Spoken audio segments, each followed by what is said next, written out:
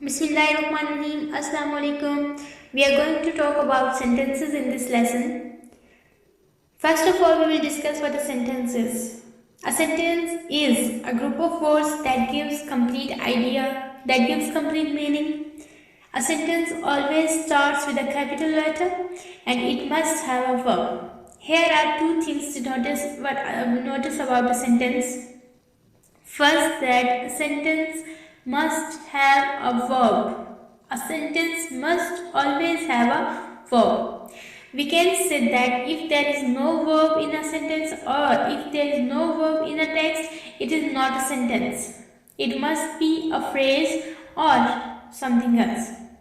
The second important thing to notice here is that a sentence should always give complete sense. It should always give complete meaning. The group of words that is not giving us complete meaning, that is not conveying the complete message, that is not sentence. Let us look at the example. Mary ate chocolate. Mary ate a chocolate. In this sentence, the main thing is verb ate. If we skip the verb ate, and the sentence would be Mary a chocolate, it would be a phrase. It would not be a sentence. It would be no longer a sentence. Then we will talk about components of a sentence. There are three basic components of a sentence. First is subject, second verb, and third is object. We will discuss verb. That is the action word in a sentence. Verb is basically a word that shows the action in a sentence, that shows something is being carried out in a sentence. The other two, subject and object, we will discuss in detail. What a subject is the word about which we talk in the sentence, about whom we say something in the sentence, about whom we give information in a sentence. Subject is the doer of action in the sentence, the doer of the action, doer of the verb.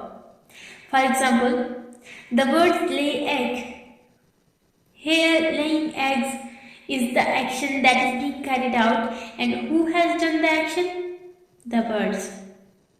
So in this sentence, we are talking about birds. Let us look at the other example.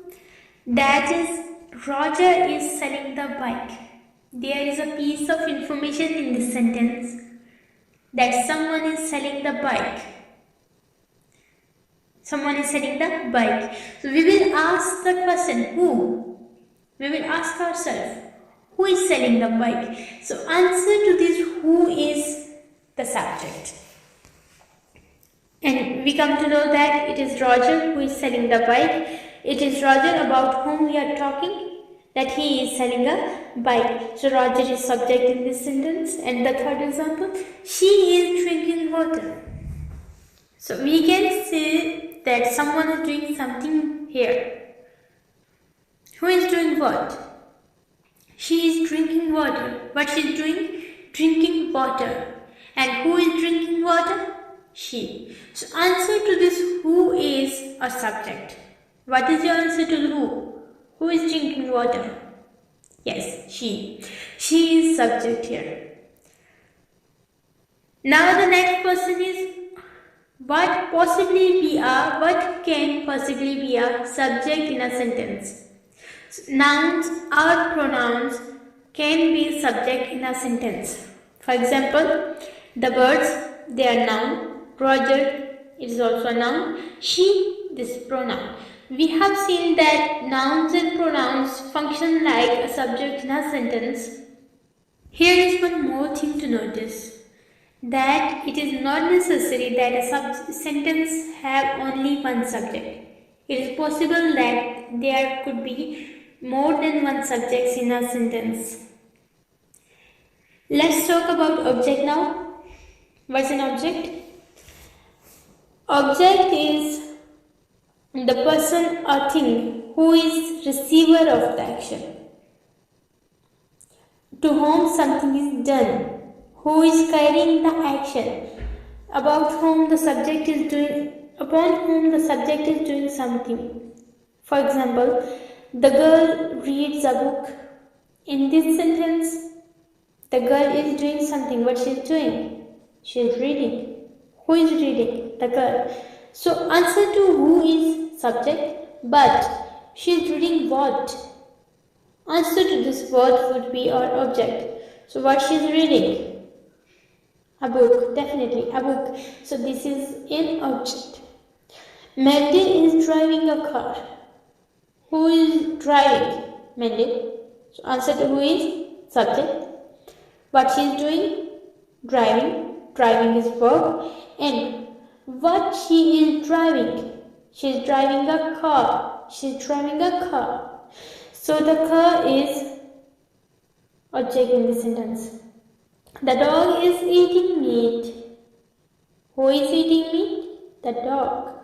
Remember, answer to who is subject and answer to what is object. What the dog is eating?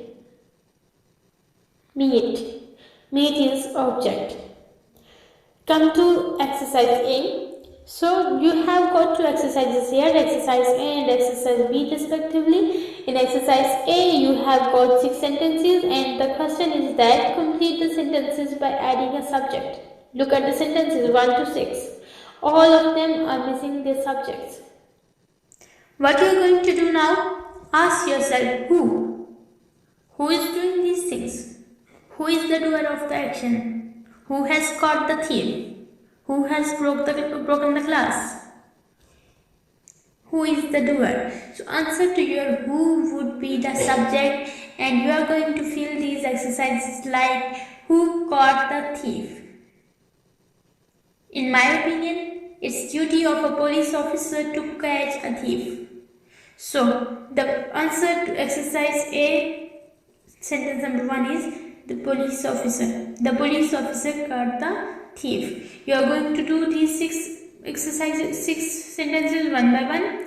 You are going to open your notebooks and solve these exercises in your notebook. Come to exercise B. Exercise B asks you to fill the blanks with appropriate objects. You are going to ask who is the receiver of the action. The old man is mending what? What is the old man mending? The answer must be a thing. That he is, in my opinion, he must be mending a shoe or some clothes or some wall or something. What in your opinion would be the answer? The moon shone in the dash, in the sky or in the night.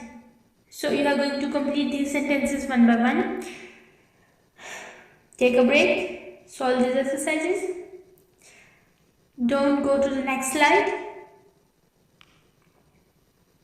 Okay, come to the next slide. Here you go. These are your answers for exercise A and exercise B. You can open your books of English grammar here. Open the books at lesson number 2, page number 11, I guess. Go to page number 11 and these are 2 exercises A and B from your from your English grammar. You can solve these exercises over there. Here are the right or correct answers. Best of luck with your studies. Stay home, stay safe. Thank you so much. Allah Hafiz.